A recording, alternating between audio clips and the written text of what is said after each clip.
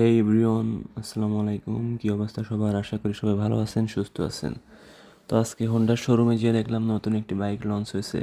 নতুন বললে ভুল হবে, বডিতে কালার নতুন, তবে যেটা আছে এটা পুরাতনই। এই গাড়িটা আগেও ছিল, হোন্ডা এক্সব্লেড, তবে নতুন একটি প্রযুক্তি যোগ হয়েছে। আগে ছিল কার্বোরেটর ভার্সন, বর্তমানে এখন এফআই এবিএসটা ছিল, এফআইটা যোগ হয়েছে। আর নতুনের ভিতরে হলো কালারটা নতুন করছে, গ্রাফিক্সটা নতুন দিছে, আর এফআই দিছে নতুন। তবে এক্সপ্লেড গাড়ির মাইলেজটা অনেক ভালো ছিল আগেও, এখন এফআই যোগ হওয়ার কারণে নতুন টেকনোলজি, এখন মাইলেজটা আরও ভালো দিবে।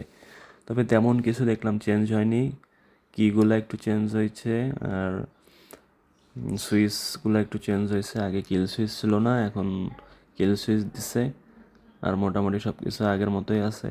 তবে গাড়ির প্রাইসটা অনেক হাই হয়ে গেছে আগের থেকে, এখন দামটা অনেক বেশি। প্রাইস নির্ধারণ করছে 2,40,000 টাকা। আর টায়ার সাইজটাই সব কিছু মানে এভরিথিং সব আগের মতোই আছে, শুধুমাত্র এফআইটা যোগ করছে। তবে আগের মডেলটাও ভালো মাইলেজ পাওয়া যেত, তবে আশা করা যায় এটা আগের থেকে আরও ভালো ভালো মাইলেজ দিবে। তো হোন্ডা আজকে হঠাৎ করে এই এক্সপ্লেডটা এটা লঞ্চ করছে। অনেক দিন ধরে এক্সপ্লেড মার্কেটে ছিল না।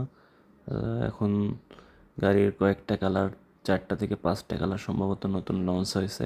শোরুমে এই কালারটাই ছিল, এই কালারটা বেশ সুন্দর। এটা দেখলাম সামনে, ভালোই লাগতেছে। এখন দেখা যাক রিভিউ কীরকম কী আসে। যদি কোনো সময় সুযোগ সুবিধা হয়, ওইভাবে যদি হাতে পাই, তাহলে আমিও চেষ্টা করব চালিয়ে একটি ভিডিও করার, আপনাদের মাঝে শেয়ার করার। তাছাড়া আমি একটি হোন্ডার বাইক কিনছি, আপনারা সবাই জানতেন যে আমি MT-15 ইউজ করতাম, এখন ওইটা সেল করছি। তবে আমি কী বাইক কিনছি ওইটা সিক্রেট থাকলো, ওইটা আপনাদের মাঝে শেয়ার করব খুবই দ্রুত।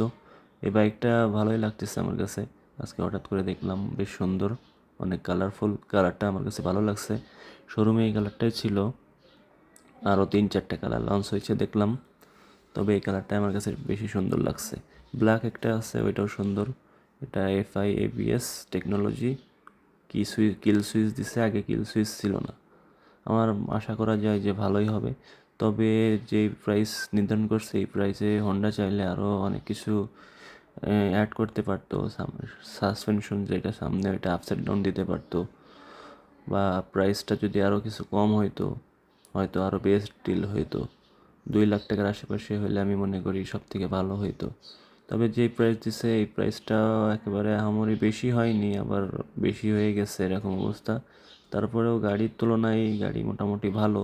তবে টায়ার সাইজগুলো আর একটু আপডেট করতে পারতো, মোটামুটি সব কিছু আগের মতোই আছে। তো আজকের ভিডিওটা এই পর্যন্তই। সবাই ভালো থাকেন, সুস্থ থাকেন, আল্লাহ হাফেজ।